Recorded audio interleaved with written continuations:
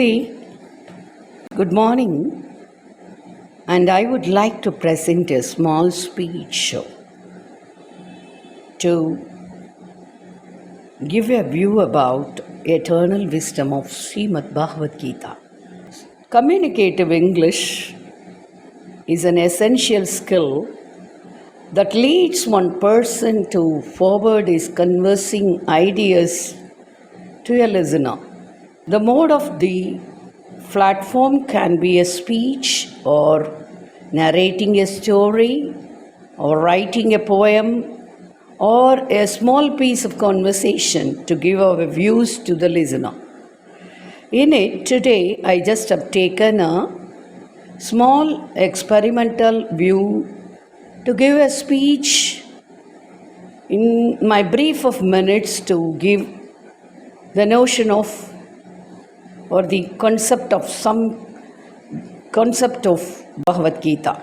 Here, Bhagavad Gita states, what is material nature? Suppose if it is a topic given to you, how can you speak?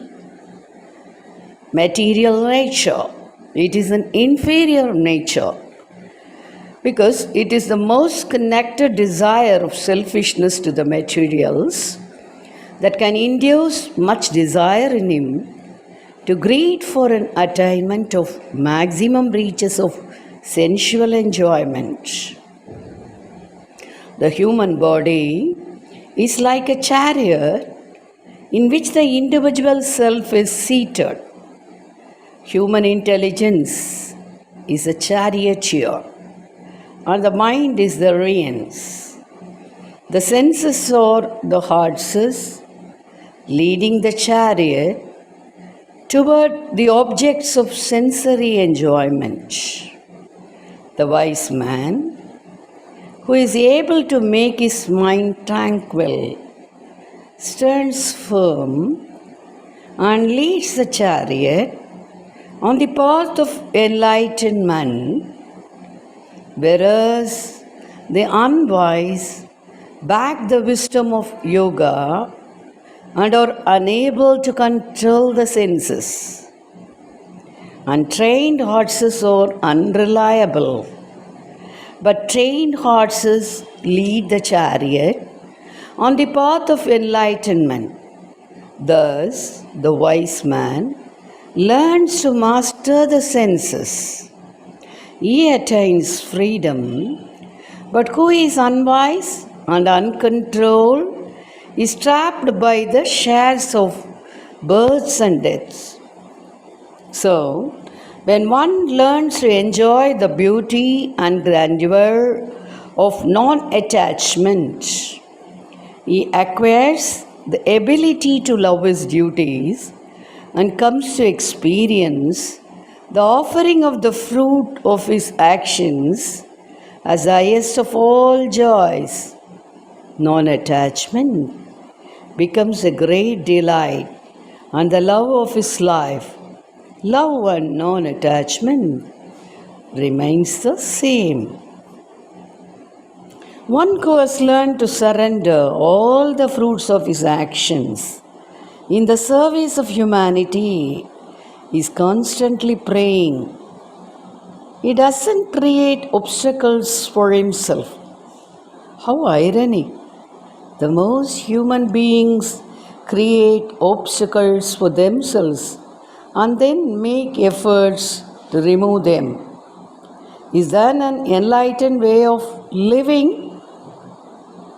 The yogi should understand two symbols: the lotus, which grows in water through its petals and remain unattached by the water, and the sun, which shines eternally and equally for all, yet remains above and far away, unaffected by the changes occurring in the world.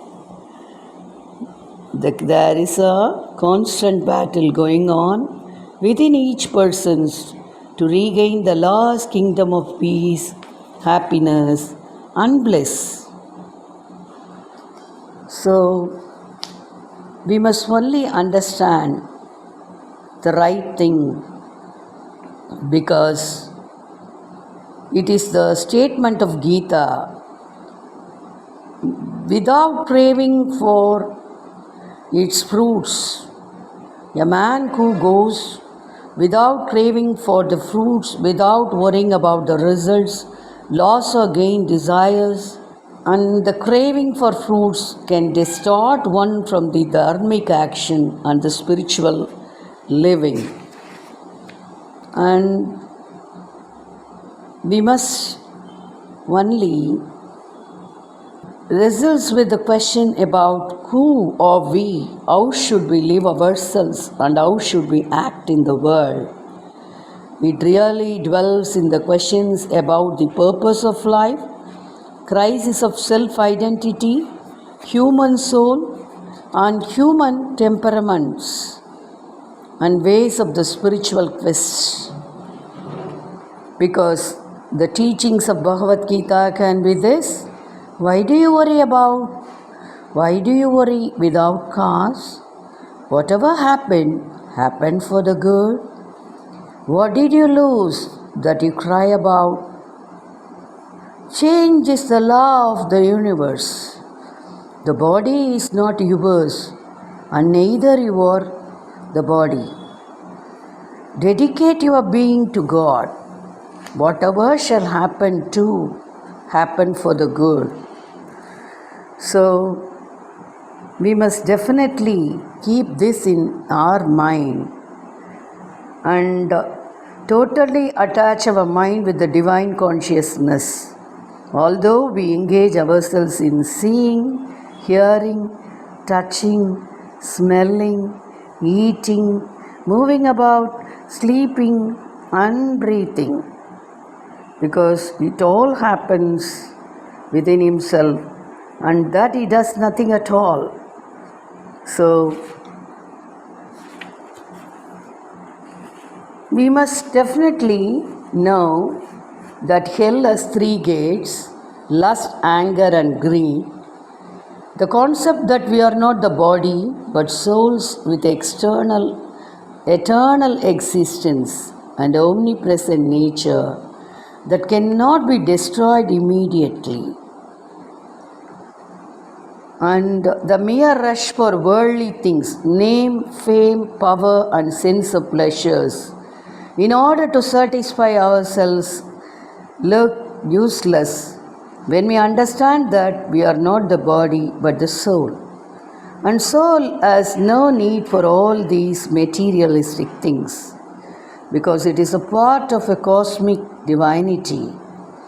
Our essence should be to the reach of the feet of the Almighty, because in reality we are not us, but we really are in God, who is all pervading, exists everywhere and in everything. Realistic attitude of Bhagavad Gita to be detached from all the materialistic desires, and we must know to understand the secret of the reach to the Almighty by knowing everything is Lord Krishna, and to aim for our permanent attachment to the feet of Him. You can also try on different topics to make your speech. For it, keep yourself to be ready with a written piece of a presentation and write on your own by not seeing any book, to keep on arrange your words in an order and stand in front of the mirror to speak about it. Definitely, the art of this public speaking can grow in your individuality to present yourself as a public speaker at everywhere. Thank you. Try your speaking practice. Thanks for listening this presentation.